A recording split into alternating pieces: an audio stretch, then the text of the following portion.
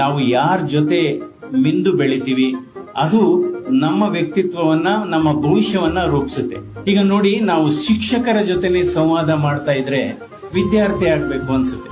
ವಿಜ್ಞಾನಿಗಳ ಜೊತೆನೆ ನಾವು ಸಂವಾದ ಮಾಡ್ತಾ ಇದ್ರೆ ನಾವು ಸಂಶೋಧಕರಾಗಬೇಕು ಅನ್ಸುತ್ತೆ. ಹಾಗೆಯೇ ನಾವು ಈ ಕುಡುಕರ ಜೊತೆ ಸಂವಾದ ಮಾಡ್ತಾ ಇದ್ರೆ ಪ್ರಪಂಚ ಬಹಳ ಸುಲಭ ಅನ್ಸುತ್ತೆ, ಪ್ರಪಂಚದಲ್ಲಿ ಏನು ಸಮಸ್ಯೆ ಇಲ್ಲ ಅನ್ಸುತ್ತೆ.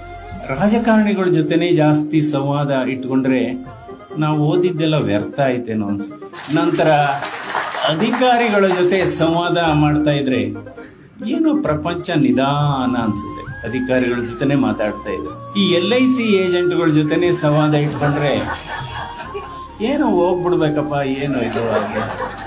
ಅದೇ ರೀತಿ ಯೋಧರ ಜೊತೆ ನಾವು ಸಂವಾದ ಹೆಚ್ಚು ಇಟ್ಕೊಂಡ್ರೆ, ಸಂಪರ್ಕ ಇಟ್ಕೊಂಡ್ರೆ ನಾವು ಮಾಡಿರ್ತಕ್ಕಂಥ ತ್ಯಾಗ ಬಲಿದಾನ ಬಹಳ ಕಡಿಮೆ ಅನ್ಸುತ್ತೆ.